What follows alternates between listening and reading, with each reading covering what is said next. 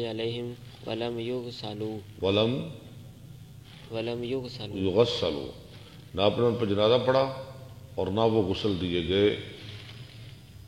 وقال ابو الولید عن شعبۃ عن ابن المنکدر قال سمعت جابر قال لما قتل ابی جعلت ابکی، شہید کیا گیا میرا باپ عبداللہ، جعلت تو میں شروع ہوا ان اکشف عن وجہی، ان کے چہرے سے جعلت اب ابکی کی میں رونے لگا، وہ اکشف صوب عن وجہہ، اور ان کے چہرے سے کپڑا ہٹانے لگا۔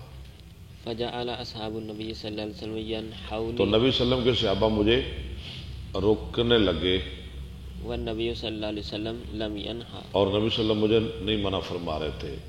جابر کے باپ کا نام کیا ہے؟ عبداللہ، وہ 9 بیٹیوں والے۔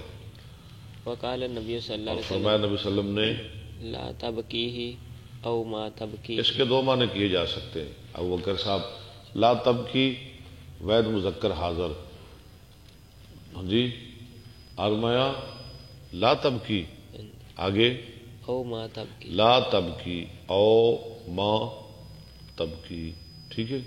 نبی صلی اللہ علیہ وسلم تو رو تو نہ رو،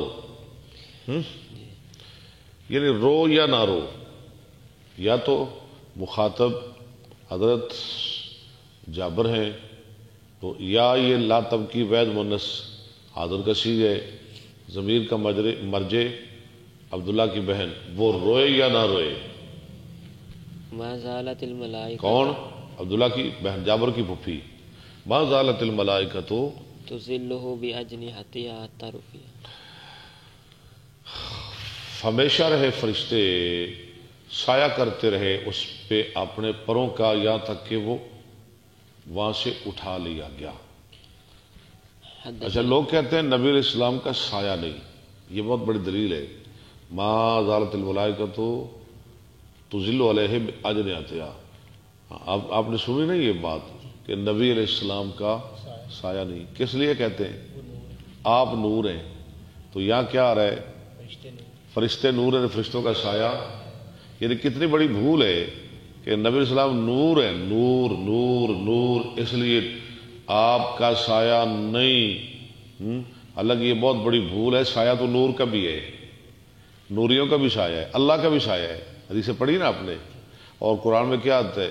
اولم یروا الی ما خلق اللہ من شیء یتفیأ الظلال، ہر چیز کا سایہ ہے، کوئی ایسی چیز نہیں کہ اس کا سایہ نہ ہو۔ نور کا بھی سایہ ہے، فرشتوں کا بھی سایہ ہے، اللہ کا بھی سایہ ہے۔ سبعۃ یظلھم اللہ فی ظلہ، اللہ کا سایہ، پتہ نا، یوم لا ظل